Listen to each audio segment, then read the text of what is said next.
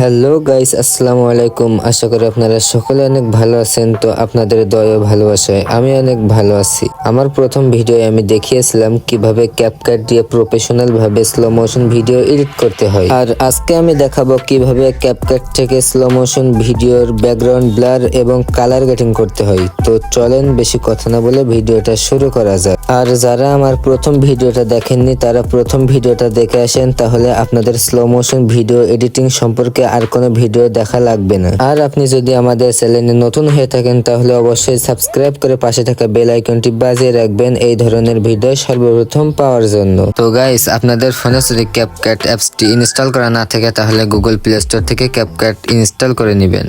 উপরে দেখেন new project লেখা আছে, জাস্ট এই নিউ প্রজেক্টটা একটা ক্লিক করবেন। নিউ প্রজেক্টটা একটা ক্লিক করার পরে আপনারা যে ভিডিওটা কালার গ্রেডিং এবং ব্যাকগ্রাউন্ড বের করতে চাচ্ছেন জাস্ট সেই ভিডিওটা অ্যাড করে নেবেন।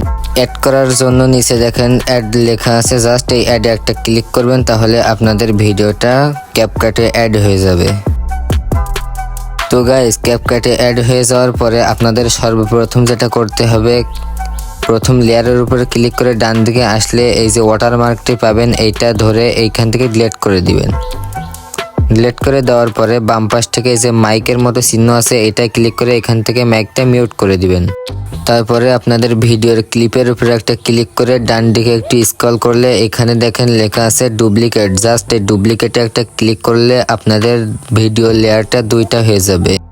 তারপরে দেখছেন এই যে দ্বিতীয় নম্বর যে লেয়ারটি আছে একটা ক্লিক করে ডান দিকে একটু স্ক্রল করবেন, দেখেন এখানে লেখা আছে ওভারলে, জাস্ট এই ওভারলেতে একটা ক্লিক করবেন, তাহলে আপনাদের ভিডিওটা নিচেই চলে আসবে। নিচেই চলে আসার পরে ভিডিওটা ক্লিক করে চেপে ধরে জাস্ট বাম দিকে নিয়ে চলে আসবেন।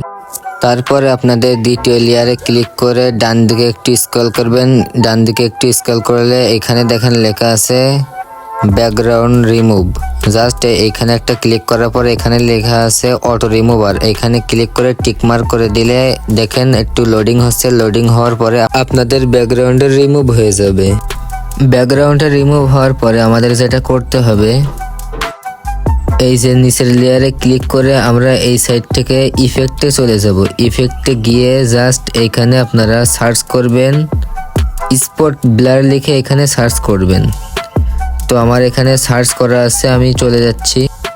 তো স্পট ব্লার লিখে সার্চ করার পরে দেখেন প্রথমে একটি চলে আসছে ইফেক্ট, জাস্ট এই স্পট ব্লার প্রথম ইফেক্টটা আপনারা ক্লিক করে দিবেন। প্রথম ইফেক্টটা ক্লিক করে দেওয়ার পরে আপনারা এইখান থেকে গুলোটা একটু বাড়িয়ে কমিয়ে দেখবেন আপনাদের ভিডিও কোনটা ভালো মানায়।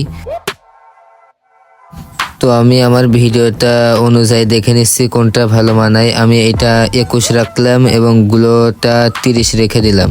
তারপর আপনারা এখান থেকে টিকমার্ক করে দিবেন। টিকমার্ক করে দেওয়ার পর আপনারা এখান থেকে দেখতেই পাচ্ছেন আমার ব্যাকগ্রাউন্ডটা কিন্তু পুরো ব্লার হয়ে গেছে।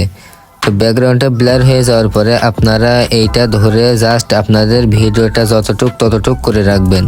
তারপর যদি একটু উপর দিকে লক্ষ্য করেন এখানে লেখা আছে এক্সপোর্ট, জাস্ট এক্সপোর্টে ক্লিক করে 4K করে এইখান থেকে ভিডিওটা এক্সপোর্ট করে নেবেন। তো আপনাদের সামনে এরকম অ্যাড আসতে পারে, জাস্ট অ্যাডটা দেখার পরে এখান থেকে আপনারা ভিডিওটা এক্সপোর্ট করে নেবেন।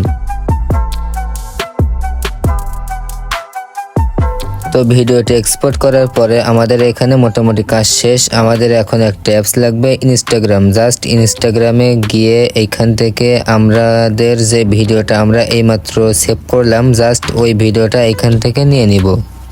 ওই ভিডিওটা নিয়ে নেওয়ার পরে নিচে দেখেন একটা চিহ্ন আছে ফিল্টার, জাস্ট ওই ফিল্টারে গিয়ে এইখান থেকে আমরা সার্চ অপশনে চলে যাব। তো আমার এখানে ফেভারিট করা আছে, আমি এখানে চলে গেলাম। জাস্ট আমি যেটা সবসময় ইউজ করি, আমি বেশিরভাগ সময় এইটাই ইউজ করি। জাস্ট আপনারা এইটা লিখে ইনস্টাগ্রামে সার্চ করলে এটা চলে আসবে। তারপর আপনারা এই ফিল্টারটা আপনাদের ভিডিও অ্যাড করে এইখান থেকে আপনারা আপনাদের ভিডিওটা সেভ করে নেবেন। তো সেভ করার জন্য একটু ডান দিকে স্ক্রল করবেন। স্ক্রল করলে এই যে এখানে সেভ মতো একটা চিহ্ন রয়েছে, জাস্ট এইখানে আপনারা একটা ক্লিক করবেন। ক্লিক করার পরে আপনাদের ভিডিওটা আপনাদের গ্যালারিতে সেভ হয়ে যাবেন। তো এই ভিডিওটা যদি ভালো লাগে তাহলে অবশ্যই একটি লাইক করে চ্যানেলটি সাবস্ক্রাইব করে দিবেন। ভালো থাকবেন, সুস্থ থাকবেন, আল্লাহ হাফেজ।